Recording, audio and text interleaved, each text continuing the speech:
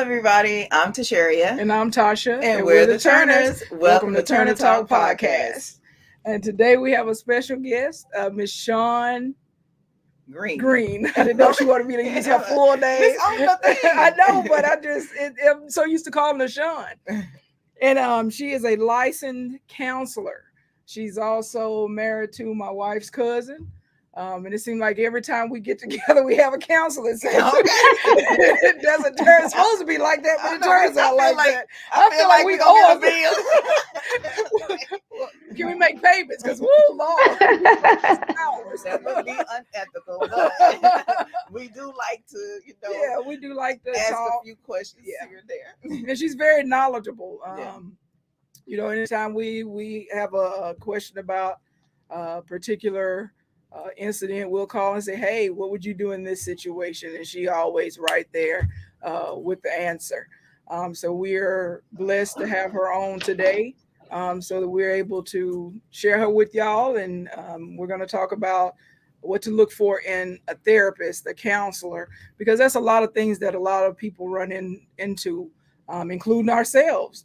I've probably gone through in the last 3 years 5 or 6 different therapists.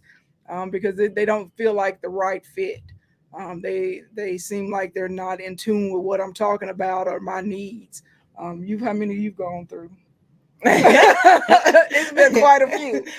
I have certain counselors for certain situations. Like if I'm having work stress, I have a therapist for that.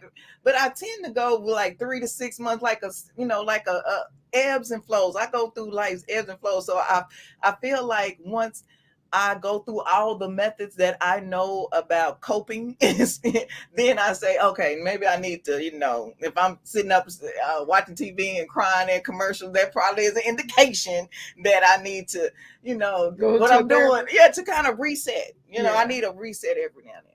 So, Shaun, yes, we have your bio, but this just allow you to tell the audience about yourself. And if anyone has questions, kind of put a heart or some kind of emoji in front of your question so we can make sure that we highlight it.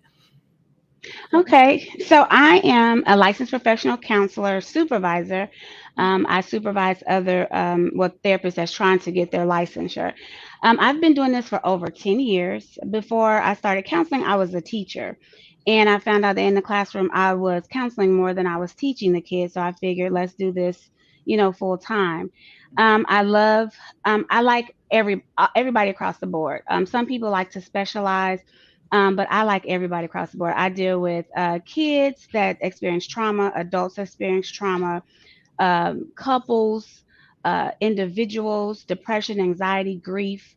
I do it all. I love what I do. I love helping people get to where they need to be in life, giving them the coping skills that they need to live a healthy life. And my philosophy is counseling shouldn't take forever.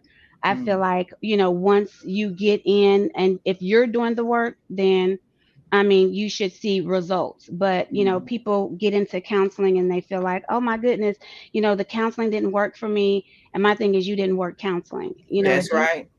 If you have a good therapist, then it should work. It's workable. So, right.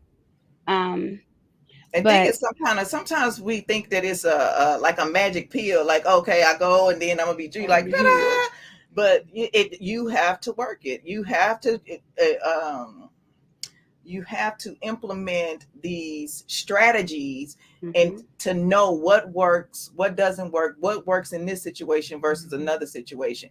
But a lot of what I'm hearing is that, like, with certain insurance, it's hard to tap into, like, because for us, we needed a therapist to work with our youngest son in office. We felt like that would be good, but they was like, no, you can do it, virtually. But some the actual psychiatrist said no, he needs in-person play therapy. And so but a lot of people feel limited with the resources, and I'm like, why is this so hard to get the mental health resources? And we learned that at one of the places. They go, oh, if y'all have insurance, so you're going to get a whole list of people that can help y'all, because if you on this, what is it, Medicaid, Medicare, CHIPS, you would get 2 people. But I then when think they that's printed it out, it was a lot. It was probably about 30 different therapists for us because we had insurance. Well, I think it's different cities do different things because where I'm at in Houston, if you have Medicaid, you have access to a lot of therapists. A lot of therapists take Medicaid. The thing about the insurance companies though is they don't respect mental health. I mean, I'm just gonna be honest. They Mhm. want to pay you as unlivable wages and Mhm. expect for you, and then they want to limit the time. They want to control how long you're supposed to see your clients, because if you see them over 45 minutes sometimes, and then they audit your paperwork, so because they're questioning, why is it taking this long.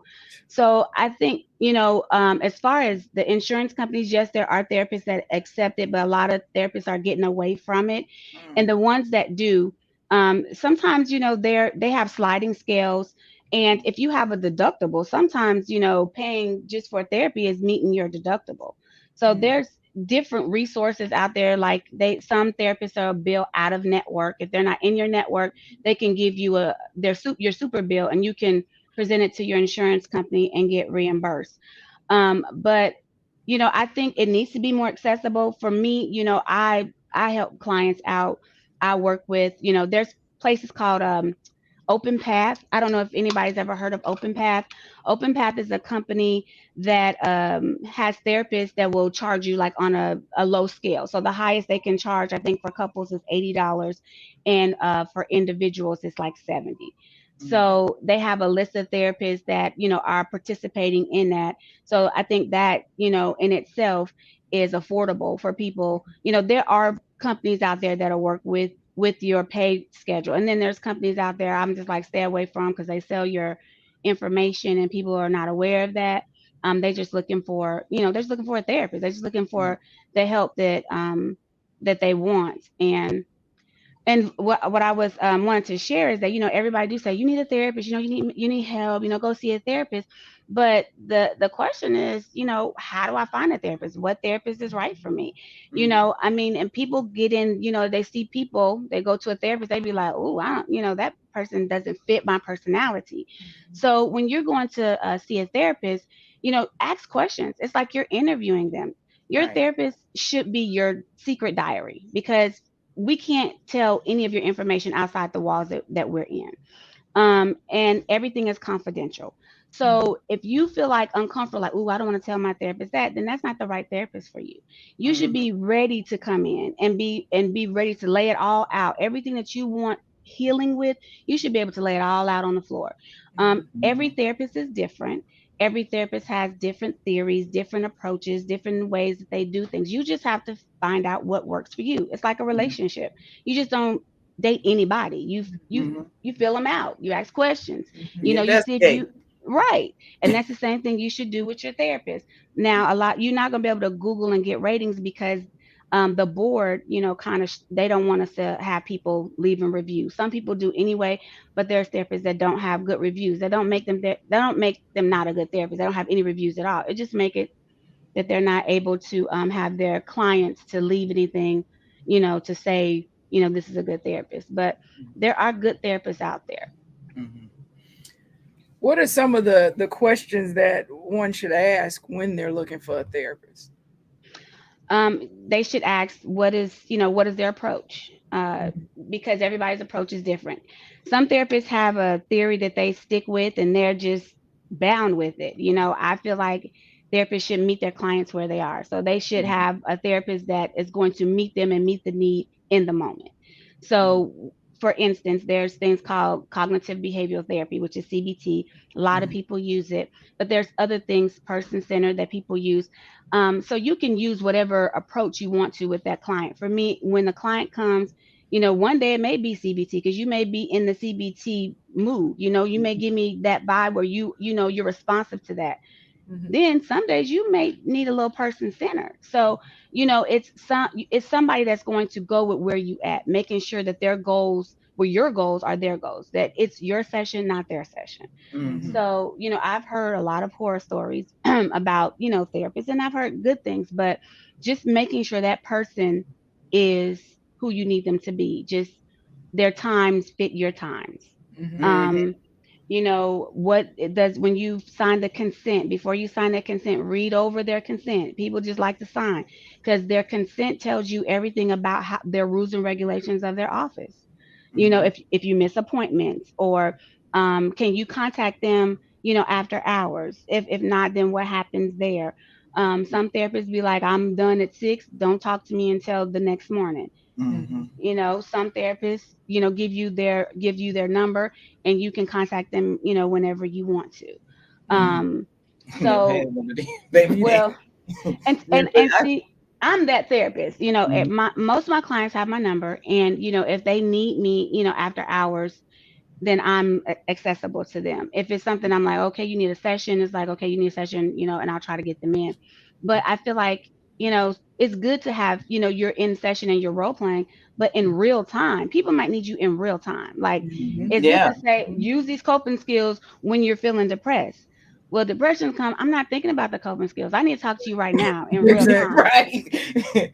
Right. So, so that's why I'm accessible. I try to be, because I want healing. I mean, I'm evaluating in 60 days, really 30 days, to see what's the progress. If there's no progress, we need to talk about what's going on, because Mhm. it's like if you went to a doctor and you broke your leg, and Mhm. they was like, it's a year later. Oh, well, you still need help. After 30 days, you're gonna be like, hold on, my leg still broke. Like, what you doing? Yeah, this ain't Absolutely. working. Right. You need to do something else. That's the way, that I see therapy. As long as you're doing what you're doing, you should see something, or you need to rethink about what approaches are your therapist using? What are you really doing what they're saying to do? Or Right. if what they're telling you to do, is it tangible? Is it something that you like to do? Because some therapists be Right. like, well, breathe. Well, you may not like to breathe when Because you're I don't mad. like to breathe. Yeah, me Yeah. either. I don't I'll want be to like, breathe. girl, breathe. Yeah. Right. I'll be breathing like a mom.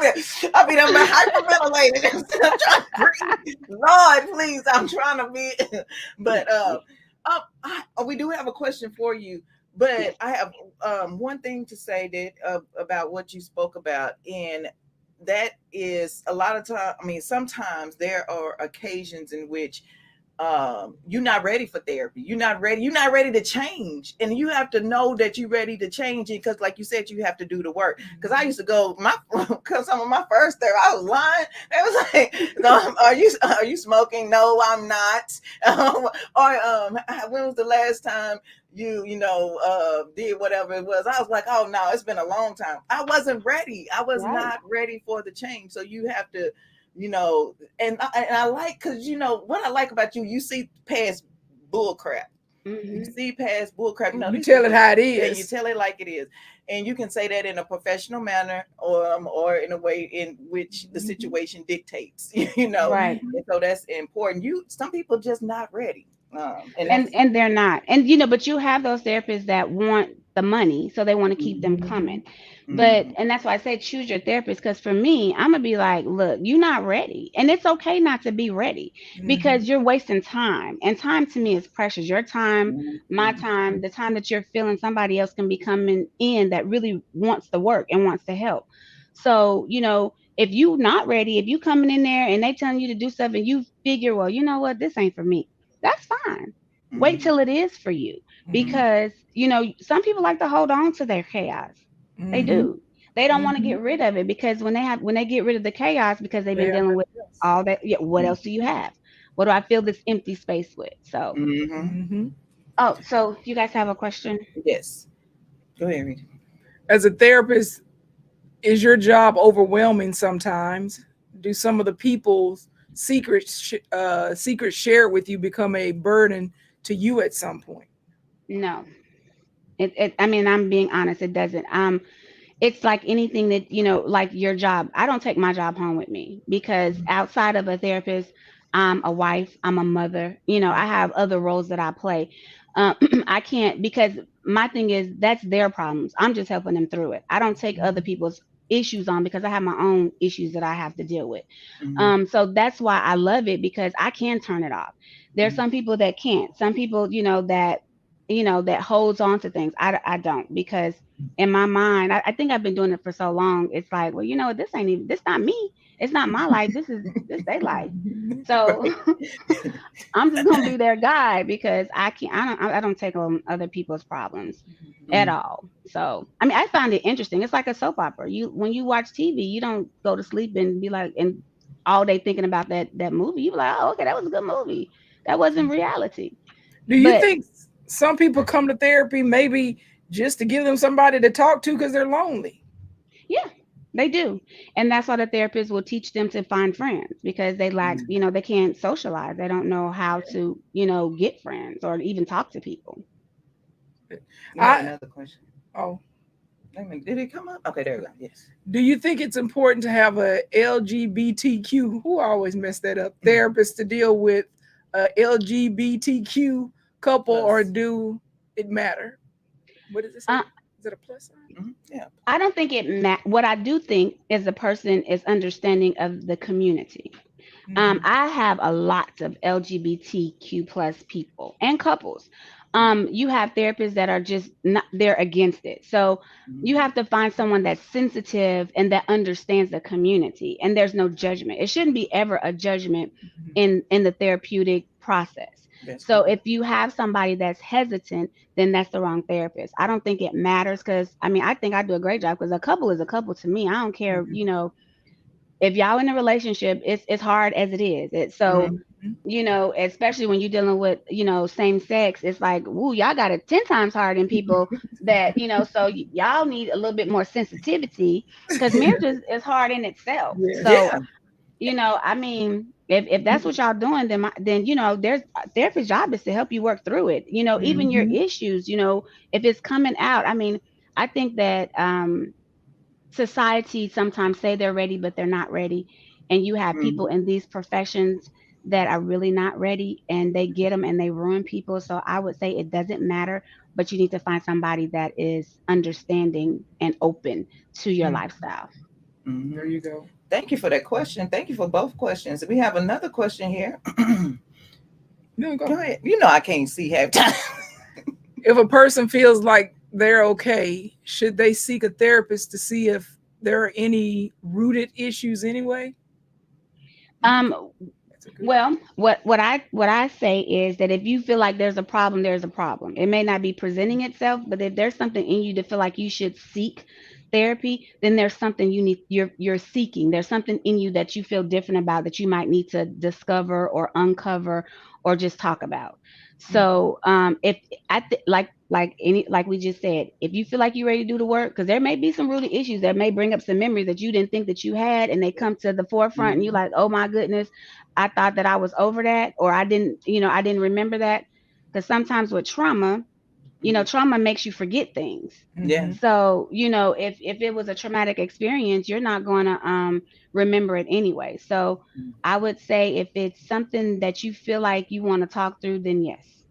And you know what? Something else about trauma, you may suppress it and not remember, and when you do remember it, it's like it's disjointed. Like it's not exactly how it may have happened. Like you create this type of protection of the story. I mean, it's fragmented or it's not actually accurate. So you may be all emotional about something, and it's not even how it may have happened. And I think that's important to understand how the brain works when you Mhm. try to connect these deep memories. You know what I mean? And Mhm. it could be Yeah. something as positive as, oh, I remember on January 4th, 1999, it was raining outside. And you look at the forecast, it wasn't raining outside, but you created this You put a memory in lot your of brain, different. and you could, put several things together.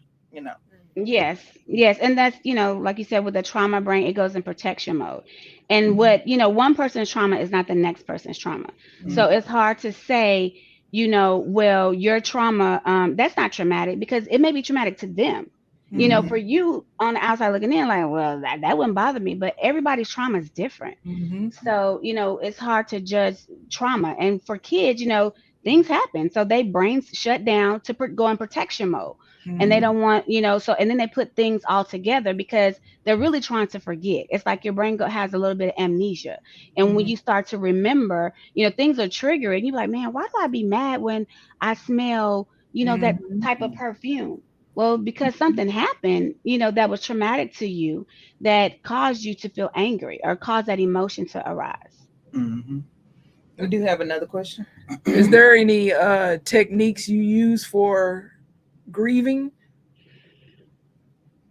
Like it depends on the person and what they like. I think with grief, my biggest thing is to talk about it. When people are grieving, they don't want to talk, they don't want to remember because it brings up on emotions that they don't want to feel. But it's good to cry and it's good to get it out because the more you talk about it, the person or what you're grieving about, because grief comes in a lot of things. It's not just sometimes a death. Grief could come in a divorce because Mm-hmm. it's a loss. Grief is a loss of something. Lots of. So you have to talk about things in order to deal with your grief.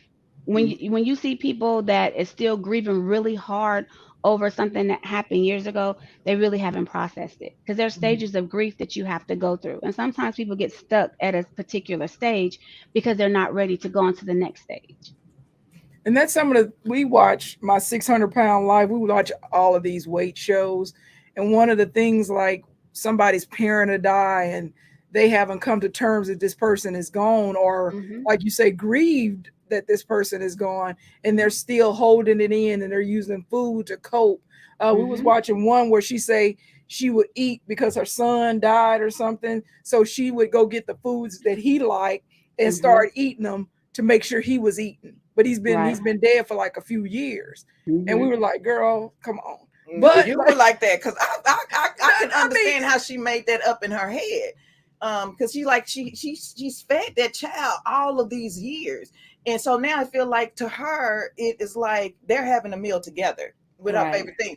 But a healthy mind or a mind that is has different, grieved have already. grieved, it could say, my son would want to see me live. My Right. son would want And me be to healthy. be healthy. My son would not want to see me here being getting to this debilitating state. He would want me to live. Yeah. And Or they can. then it depends on your faith, because sometimes if you have a faith that when you leave this body that you are going to somewhere greater, then you may feel a little different. And but anyway, we let Sean chime in. Yeah. Or you can use that example with her eating. If she could have turned it around and on holidays use the food that he eats in his Right. remembrance. Or you can have a family dinner every Sunday, something to commemorate his memory. And Mm-hmm. what I tell people that are grieving, I was like, you're grieving the loss, but they lived. You have to grieve the life. You forget that Mm-hmm. yes, Mm-hmm. they're gone, but they left memories. They left, you have to celebrate their life as Mm-hmm. well. And I Mm-hmm. like that. Yes. And that's and as you do that, even though you know that you have to understand that those feelings could come up at any time. So be ready. Have a toolbox Mm-hmm. ready of mechanisms that'll help you get through that moment, those moments. Mm-hmm. Yes, yes. Yes, And ma'am. and I tell people grief is like a roller coaster. Mhm. One moment you good, everything's great. You may hear a song, you may smell Mm-hmm. a smell or some go by a place that triggers that memory of that person, and then you feel like you're back at square one, but you're really not. I mean, you just feel those feelings, and that's normal. I mean, it's normal to miss them, Mm-hmm. but but the thing is if you grieve properly, it won't hurt as bad. Mhm. Because when you look at it, you'll start thinking of the good things or the good times that you guys experienced in those moments that you remember. Mm-hmm. Yeah, yeah. Okay, we have another question from the audience. Sometimes some patients are not ready for change, but some patients just struggle with trusting their therapist. How do you earn their trust so that they can come clean and honest with you? That's a good question. So, with my approach, when we initially talk, I let them know about the therapeutic process. One thing I do is that my clients guide the sessions. So, when they're guiding the sessions, we're talking. If we get on a subject that they're not ready for, I back off. But I Mm-hmm. do tell them we're gonna come back to it, but we're just not gonna talk about it right now. Mm-hmm. Mhm. So the I know trust is earned, especially in these situations. So I let them guide. I let them be tell me where to go. I mean, it's like I'm the gps. I mean, their gps. I go where they tell me to go. They Mm-hmm. say go left, okay, we're gonna go left. Right might be better today, but we're gonna go left. We're gonna go left because that's what you told me to do. And then once they see that they're being heard, the trust is built. Mm. And, okay, so and you're not only professional counselor, you supervise people who are going into the profession. And Yeah. so do you have to sit with them, or you review notes? How does that work to so more people Can try to get into get that profession. kind of flow Right. going? Yes, okay. Yes. So what I do with Every time I my talk to Sean, I'll be like, girl. what I do with my associates is the reason why I became a supervisor is because I feel like I can help produce great therapists. Mm. And so with them, I look over their notes when they have questions. I do the research. They tell me about the cases that they have, and I give them a different way of thinking. So I mean, that's just I'm really laid back, even in with my associates because we're all adults. I don't micromanage.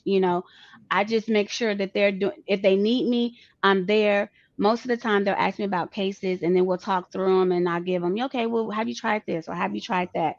And just tell them to relax. You don't have to be so if they have resistant clients, I give them tools to use with the clients, and then they use them, and if it don't work, they come back like, well, that didn't work, well, let's try something else. So it's just I'm always a guide. I'm always a guide. Mhm. Mm. Yeah. We had a super chat. Thank you so much for the super chat. I want to take a pause for the calls and say thank you for that. And we also have another comment. Oh gosh, I done clicked off the um but you read it about. I mean, hold on, my screen is acting up right here. Okay, and I keep messing up. We have one lady, the Miss Official. She said, I try to remember the good times. My husband passed away 4 years ago. Facebook memories messed me up a few days ago, and I was crying. I was a mess.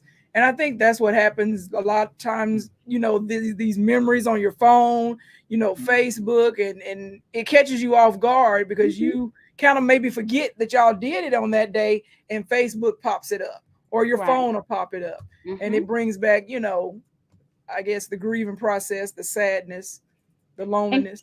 it's okay. Crying is Mhm. okay. There's nothing wrong with having that emotion and feeling those emotions and letting the tears fall because it happened. They're not there, for you to reminisce with. All you have is a memory, and that is okay.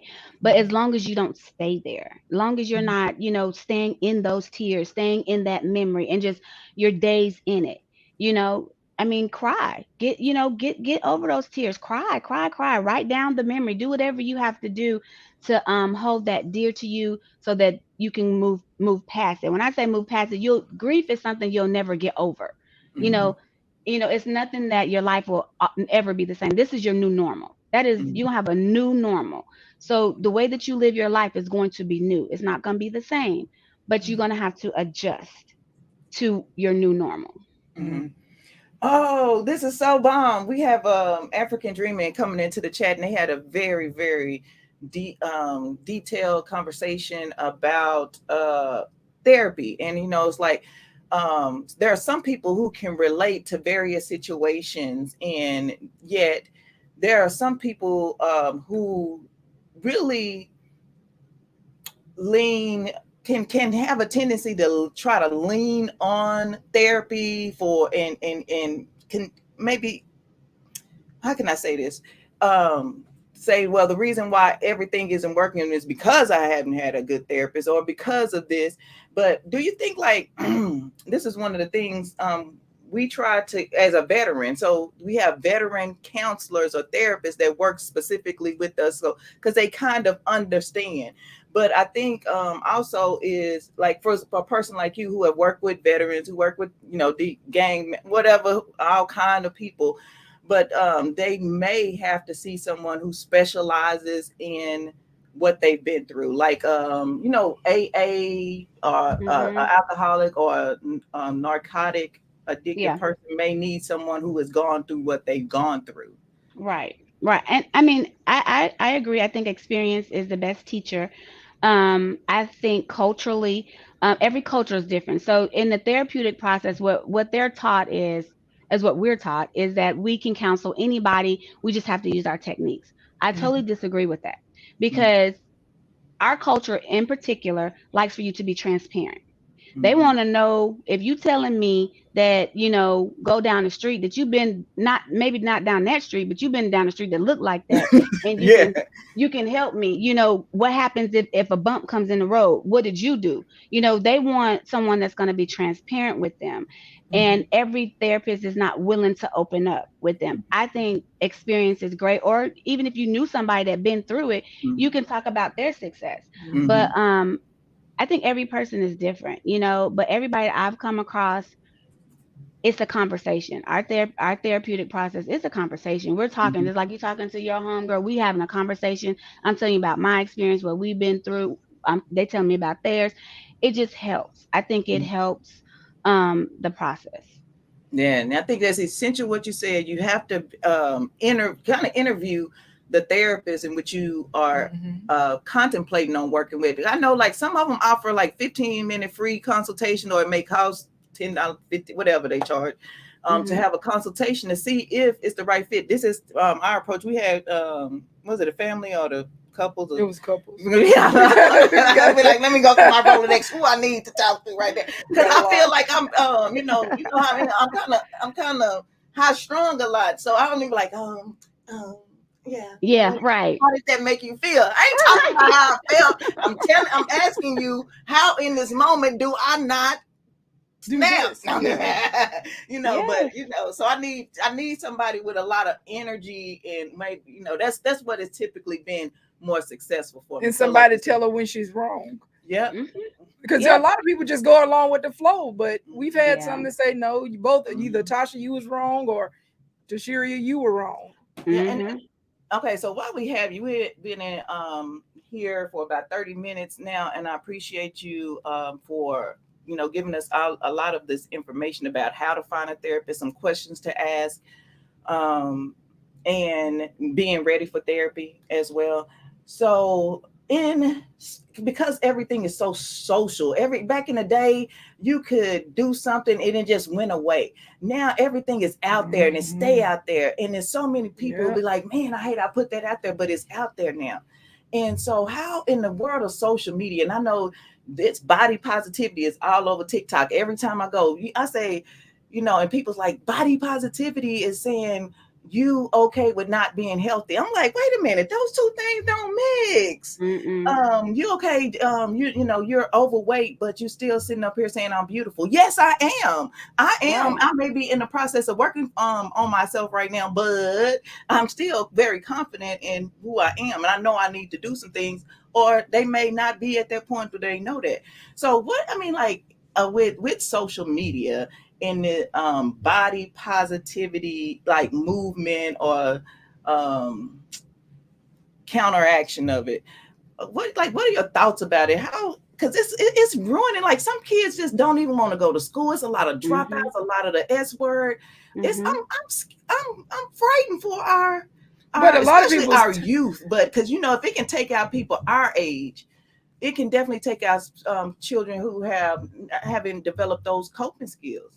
but I think people use it as reality, and that's not reality. Right, right, and I think, as far as with kids, as they're concerned, when it comes to the social media, I think that's where parents play a big part in teaching them the reality. See, I think that just like when I was growing up, sometimes the TV, we watch cartoons and stuff on TV, and there was no parent intervention sometimes. So like they say, the TV raised you, but now social media is raising kids, which is Mm-hmm. not a good thing Mm-hmm. because they're seeing they're in the worldwide, so they get to see everything. So parents have to be very proactive instead of reactive. So Mm-hmm. when you need to be involved in what your kids are watching, what they're viewing, and then talk about the bad on it, not just the good, because social media gonna show you the good. It's educating them on the good and the bad, and I think that's what our kids lack the education of reality. There Mm-hmm. you They see the falsehood of everything, but they need go. to be educated on the reality of, yeah, she looked good, but I guarantee you she paid for that. There you you go. know let's talk about what cosmetic surgery is. Let's talk about how this is fake, and just teaching them the reality of things. And kids, they don't, get enough of that from their parents, they're learning from their peers, and their peers have the same things that they're learning. So they're getting their resources from the same place. So their conversation is going to look like each other because they're learning from the same place. But when you have a parent that comes in and tell them the reality of it, then it makes them think. Let them do the research. You want to use a computer, let me let you research this. Let's research certain things that they feel like, what is body image. Let's look in the, what's your BMI. Let's look at just doing research about everything that they're curious about, and showing them the reality. So when they see it, then they be like, this is not all it's cracked up to be. Yeah. So and even adults, I think adults get caught up in, and those are the people that get caught up in it care about what people think.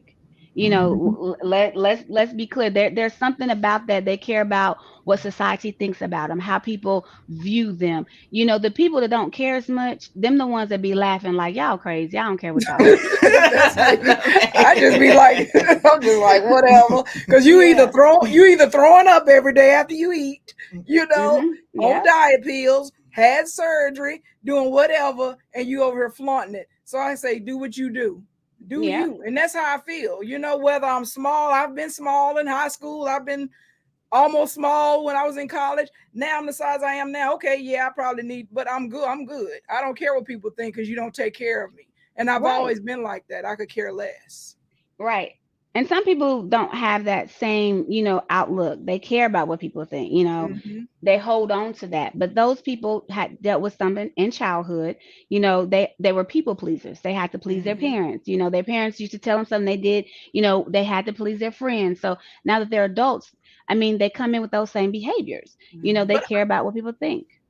But I tend to think like, but I don't think that all, this ain't about plastic surgery, but I don't think that all plastic surgery is bad, because if I have something that I want to work on and I can do that, I'm like, okay, I analyze the risk, and then I can say, okay, is this for me? As long as you analyze the risk, you looking at your doctor scores, because it's you can get a cold and it'll take you out if you're not well. So I mean, like, like, if you going and then you sometimes, like, I have several friends who were really busted and they had to get reduction. But that's health reasons. I mean, but you could live though if you didn't. I mean, that but it's painful. It's painful. I realize that, but it is something that it could be put into that category about body.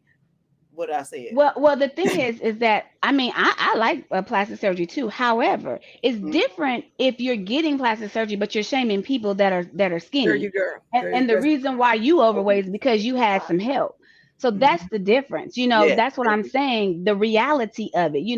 I was big, but I got gastro bypass to help with the weight. So you can't go around telling people, "Oh, well, you big."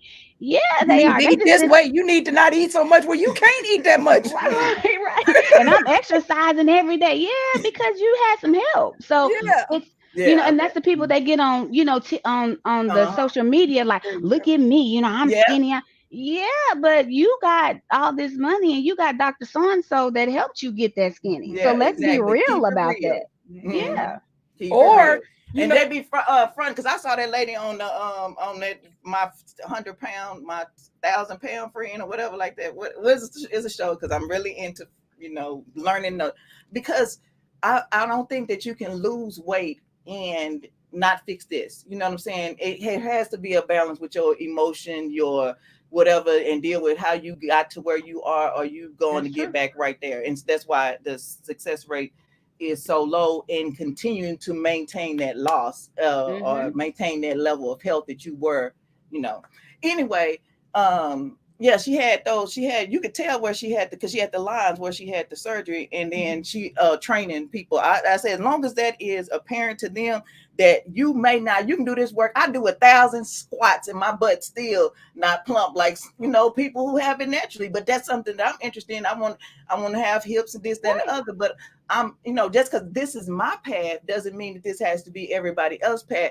But to make sure that this is right, the motivation and your inspiration for wanting that's the root cause, and analyzing every risk. And I try to look at things that's gonna motivate me, because back before we got back together, I had a really good friend. Me working out in here every day don't motivate. No, but it ain't here yet. It ain't here. Right, You say it gotta be here. It ain't here yet. You know. yeah. But I was an over the road truck driver, so I had went inside because I hadn't had a hot meal because COVID and stuff.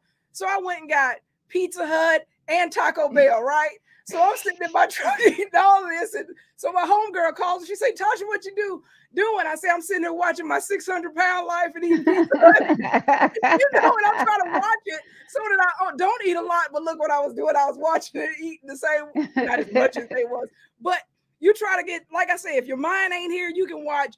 I look at people on their videos. I'm like, "Ooh, they cut up like a bag of dope," But I say, "Ooh, I want a body like that," but I ain't in that mindset to go do what they doing. And you don't know what they doing. They could be on steroids. They could be, like I say, drinking nothing but liquids every day. So you can't look at that. You like, yeah, that some of that ain't natural. Right. So you have to do what you have to do, and not everybody's body is not. I don't care. You can work out every day of your life 2 or 3 times. If your body is not meant to be like so-and-so's over here, you're not going to get that body. I'm not going to look like Megan Thee Stallion. I don't care how many personal trainers I pay. Yeah. Right. But you pay a plastic surgeon, you will. I need this right here. Take it to the doctor and pick up on Tuesday. Yeah, we're gonna talk about after you have the child, after we go through the IVF and everything. Do you want to have this? I said if I didn't mind the pain, I'd be like, shoot, yeah, just put it where it's where it's. We're not doing that because you see what happened with that mommy makeup. That what I do. I know that it is a high risk of surgery. And that's a bunch of kids to leave me with. However, I think, and I know that that's one of the top 3 surgeries that have risk. However, I want women to feel empowered that if that's what they want to do, then they should make sure that because that doctor apparently had some, a lot of issues. Yeah. Yeah. But anyway, I don't know all the particulars in there, but I just wanted to talk about that because sometimes you get shamed for being skinny, you get shamed for being big, you get shamed for being everything, and then it's all like I said, they talked about Jesus Christ. So of course, no matter what I do or what you do or how you look, how I look, they're gonna talk about you. So you just got to deal with it and be confident in yourself. Yeah. Bottom line. Yep. I agree. No, I agree. I agree with everything that you guys saying, and the people that are the people that are dealing with issues. They're dealing with issues that they've been dealing with since they was a kid. So those are things that they have to, get help. Why do you care what people think? That part. And exactly. But like you said, they maybe they were people pleasers back in childhood, so they feel like they have to do that now. Yeah. You don't know what situation they could have been abused. Right. It's just a lot out there. I mean, and you, like we were saying, like with our sons, we're real particular about what they watch, and she would tell them all the time, "You watching this person on TV, on this YouTube, making what is it, Minecraft dude making millions? This is not everybody's reality." It's very few people that's out there going to make millions on YouTube or Facebook or whatever. It's very few. So you got to go to school and get your education. Build your own video game and sit on here and talk about it, like she always tell them. We got to separate that. We got to separate it. But we have you still. Can you just give us the breakdown of mental health versus mental illness? Because everybody's saying, "Oh, you crazy, this, that, and the other," but there is a clear. Everybody have mental health. You can have particular mental illness, or you break it down for the people, and then remind me I have to talk about journaling. Go ahead. Okay. So the thing is that any mental issue is an illness. I mean, the thing is that depression, anxiety, all that's all considered illness in your mental.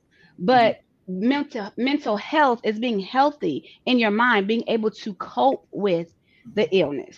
So it's, if you have depression, you have coping skills that's going to help you when you get into those depressed moments.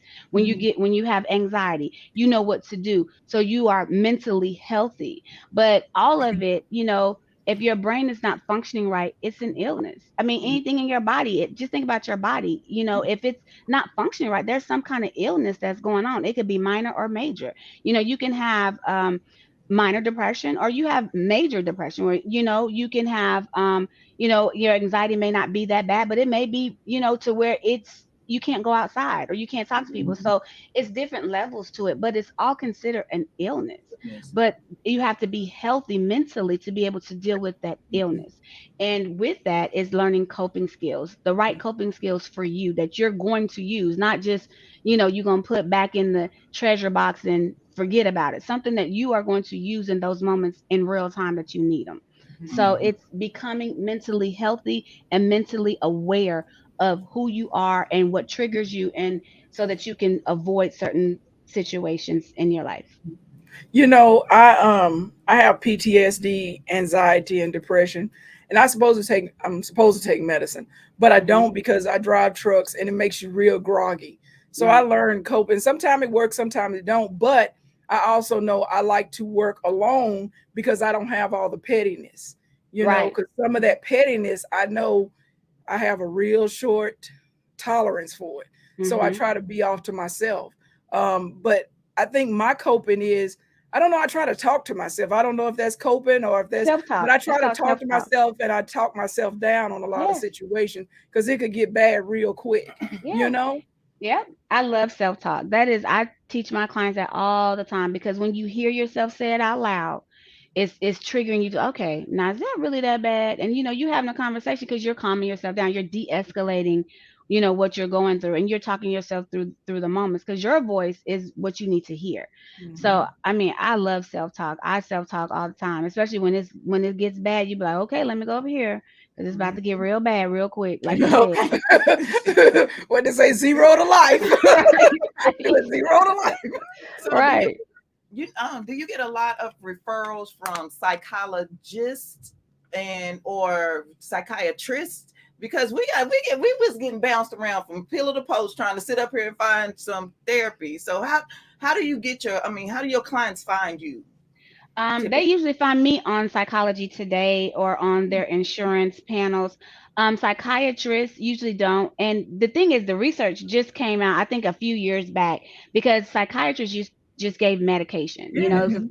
So the research showed that with medication and therapy is Mm-hmm. where the healing comes in. So now, sometimes they refer, and they may refer to a psychologist. So a psychologist and therapists are different. Their Mm-hmm. theories are different. Therapists deal with the behavior, psychologists deal with the mind. Mm-hmm. So they don't really address the behavior as much as they do with the mind. Oh, Mm-hmm. Um, but therapists, we do both, but we really deal with the behavior, because if you change the behavior, you change the mind. there That's you go. right. There you That's go. right. And that's why I asked, because psychiatrists they trying to figure out what this is how I break it down. They trying to figure out what is going on in your brain Hmm. so we can Get you stabilize this better. Right. get this chemically right. And but they don't actually give you any coping skills, kind of ways to fix yourself. You know what I'm saying? So when you say, okay, when I see a dog, I know I should stand still because I know I've learned this, and now it's in Right. my toolbox not to run and act the Hmm. fool. So, Right. so when you say, okay, whatever, that's why I asked that, because like the psychiatrist referred us to a psychologist Psychologist. Hmm. Psychologist. for for the analysis. Then we got a coach, and Yeah, we just, it's then we been, have it's a what's boom, the name? But boom. I don't care. I'm gonna flip through hoops to try to get Yeah, whatever yeah, it is. yeah, yeah. But you got a therapist, and then you have a coach that helps with different Mhm. things. Um, and so we about to close out. If anyone have questions, please mark it up with an emoji so we can see. I want, And I'd have to something to say when you oh, finish. but let me tell you this. A lot of people say you just need to do something. I'm not like, and everybody's pushing journaling, breathing, and all the things that we're getting in therapy, or people have gotten, or people have been told. But you can unleash something that you're not ready to deal with. And I really want you to talk to people, about that before you start, you know, um, doing what you see on the internet, what you need to prepare yourself for. Because you talked about that, didn't you get yours? Yeah. Okay, go ahead, Sean. What was the question? I didn't have a question. I just had a statement, and I want her to accept that. Can you talk about like what do they? Okay, let me come up with the question for Tasha.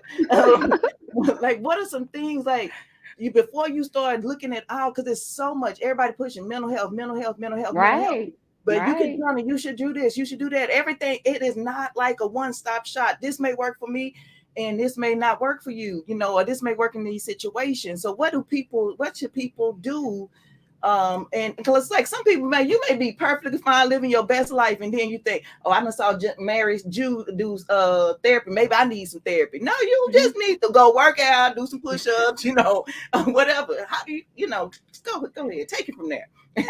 So the things on the internet, like you said, the journaling and everything, I think that comes with management. I mean, I always go back to your physical body. If you've seen people with broken legs, all these techniques on YouTube, you're not about to cut your body open to fix it. You're not going to do that. You're going to be, I need to go to a professional because they know what they're doing, because I might mess some stuff up. Yeah. So, and that's the same thing with your mental health. If you feel like you're in a place that you need to, I mean, journaling is good if you like to write, but you need to talk to a professional to how to process that. What does that look like? When when should I be journaling? And when I do this, what do I do with these emotions after I got it all out on the paper? It's hard to say, just giving generic, things, because everybody's different and their situation is different. So it's seek professional help, seek somebody that's going to guide you through the things that you need to work through and how to process these things. Therapy doesn't have to be forever. It doesn't mean you're crazy.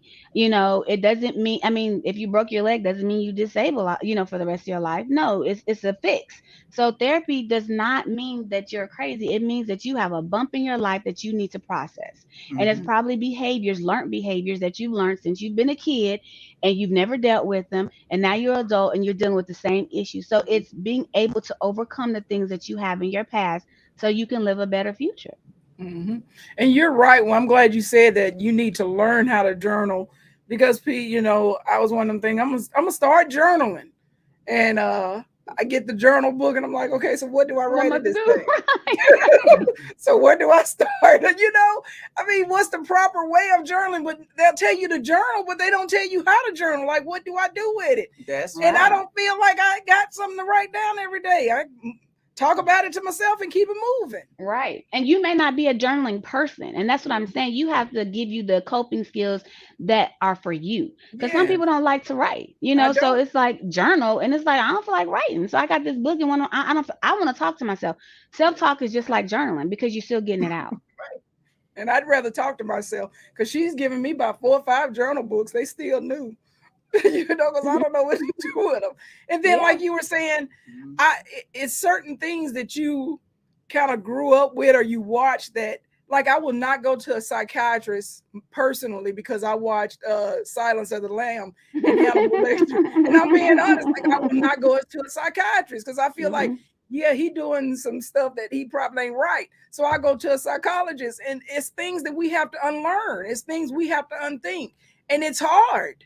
Especially when you I'm 46 and be 47 in a couple of months, and I have to unlearn all of that.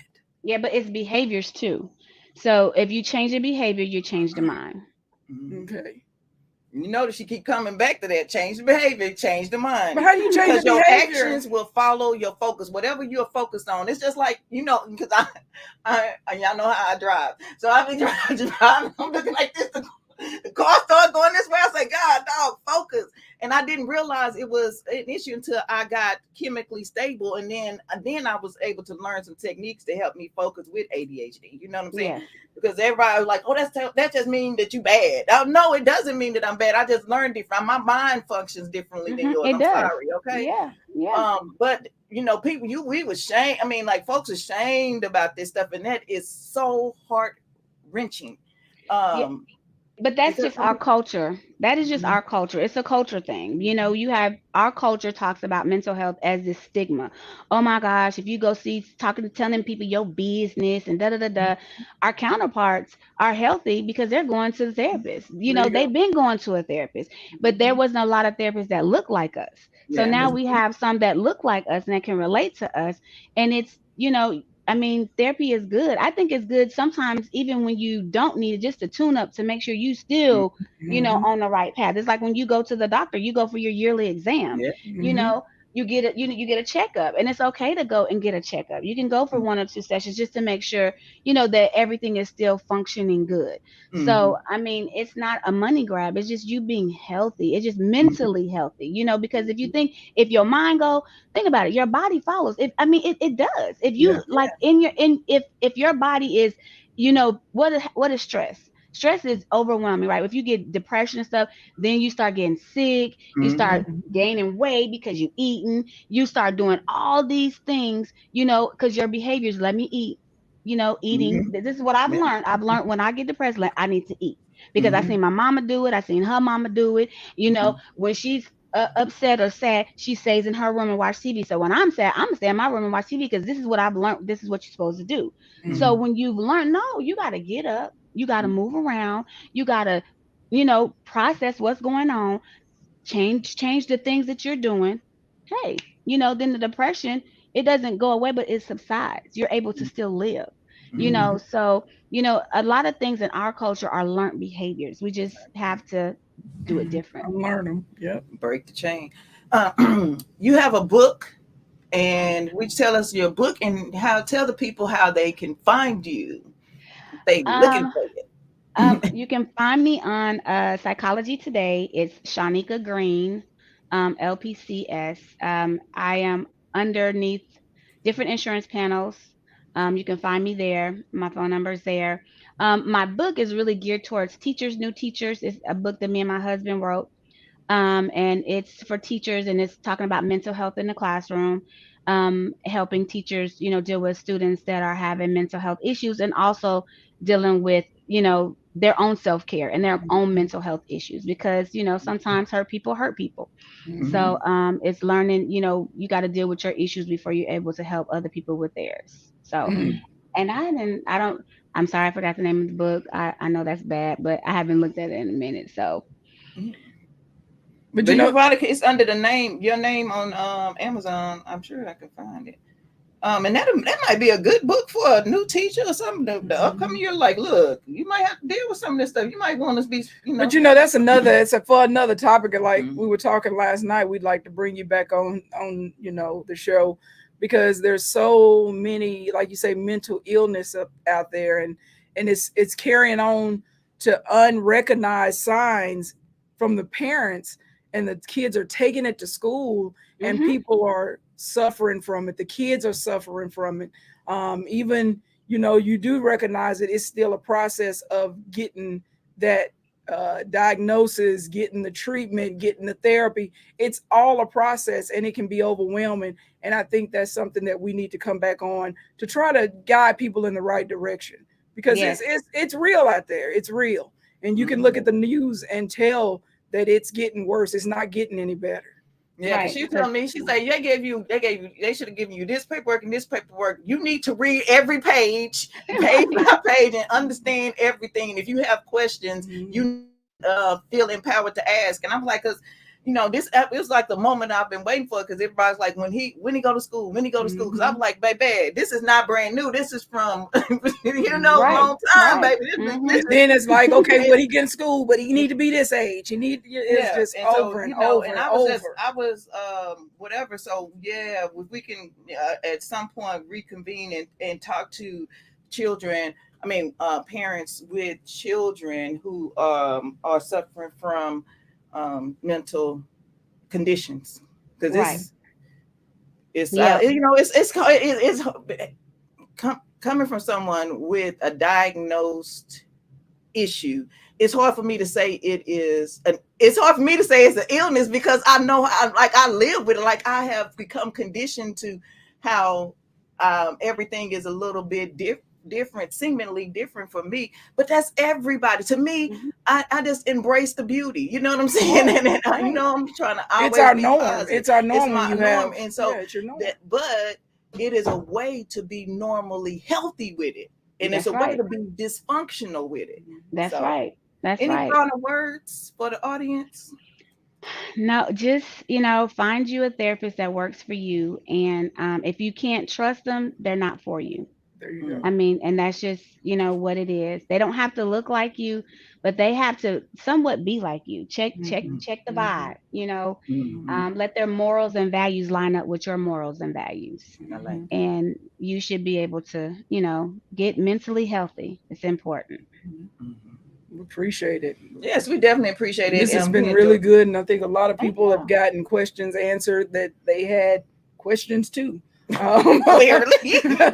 you know, Mhm. uh, We appreciate you spending this time with us. If you mhm. all haven't already, press the smash or It's the you same. Press haven't. and smash. It's the I same. know. Wait a minute. I'm a brain, Tim. Let me slow it down. If you haven't already, please smash the thumbs up button. Share the live stream. This may be someone who this information will be beneficial to. Do all the things, and we will see you all in the next one. All Peace. right. Bye. Bye bye. Oops. But she left already.